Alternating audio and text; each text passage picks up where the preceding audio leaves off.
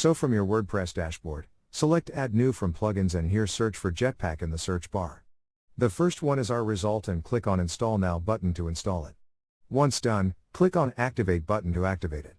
So here it says Activate Essential WordPress Security and Performance Tools by setting up Jetpack. Now click on this Setup Jetpack button. So we will wait while it loads.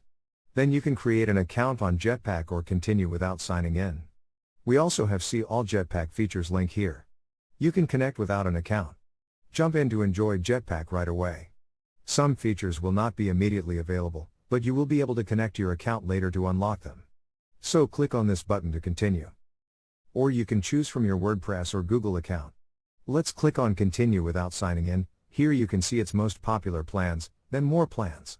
And after that we have Start for Free button, click on it.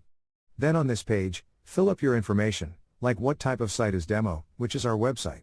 Let's select Personal and continue.